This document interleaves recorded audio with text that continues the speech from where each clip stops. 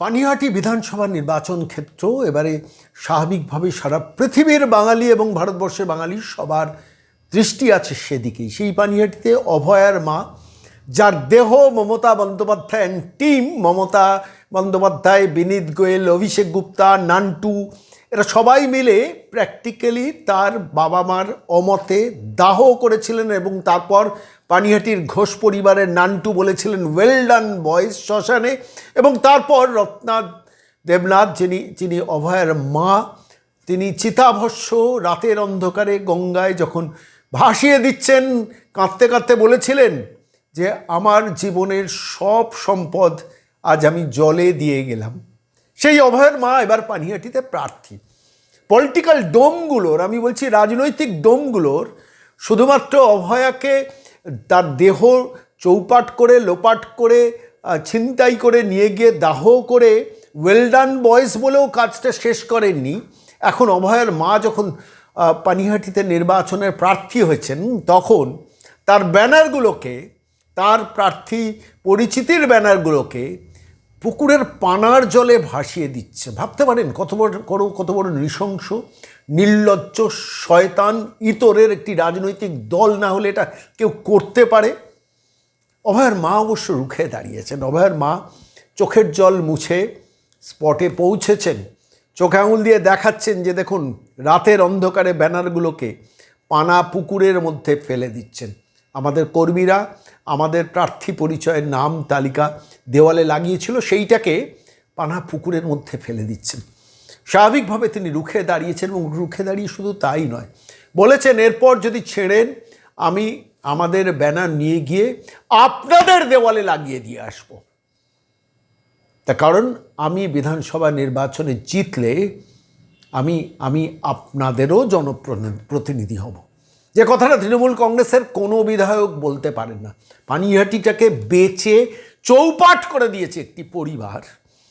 পানিহাটির সর্বস্ব সম্পদ লুট করেছে। বঙ্গদয়, বঙ্গশ্রী, বাসন্তী, হারিকেন ফ্যাক্টরি, ডাকব্যাকের কারখানা, সূর্যপ্রিয়া বিস্কুট, এমন কোনো কারখানা নেই যে পানিহাটিতে ঘোষ পরিবার বেচে দেয়নি।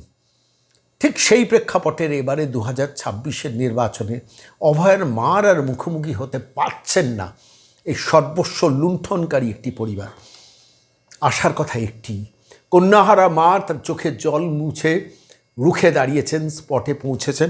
আমি আজকে সরাসরি কন্যাহারা মা রত্না দেবী, তিনি যখন খবর পেয়েছেন তার ব্যানার পুকুরের জলে পানার মধ্যে ফেলে দেওয়া হচ্ছে, ঠিক সেই সময় আমি বলেছেন, আমাদের ফ্ল্যাগ ফেস্টুন লাগিয়ে গেছিল, ওগুলো রাত্রে ছিঁড়ে ফেলা হয়েছে এবং আপনারা দেখতেও পেয়েছেন ওখানে জলে দেখা যাচ্ছে।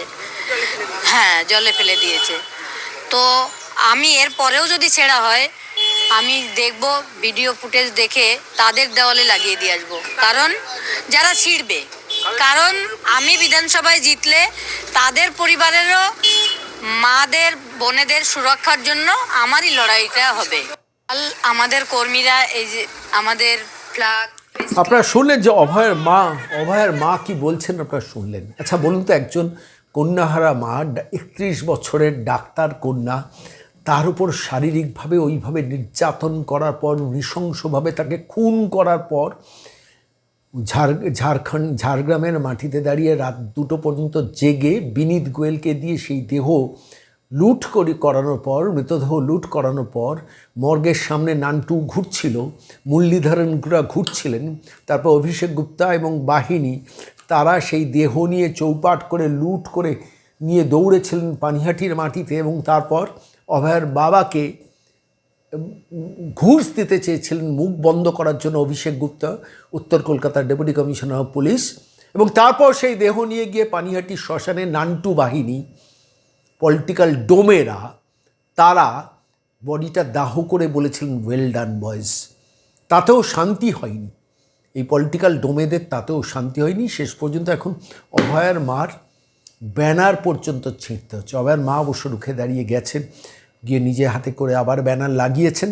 এবং শুধু ব্যানার লাগাননি, শেষ পর্যন্ত পরিষ্কারভাবে বলেছেন এরপর যদি আপনারা ব্যানার ছেড়েন আপনাদের দেওয়ালে গিয়ে আমি ব্যানারটা লাগাবো। তাতেও কোনো লজ্জাবোধ নেই। আমি বলছি মমতা বন্দ্যোপাধ্যায় আপনি কাদের পুষে রেখেছেন, কাদের পুষে রেখেছেন, কোন সংস্কৃতি পুষে রেখেছেন বাংলার মাটিতে? একজন 31 বছরের ডাক্তার কন্যার মৃত্যুর পর তার মা নির্বাচনের প্রার্থী হয়েছে, তার ব্যানারও ছিঁড়তে হচ্ছে।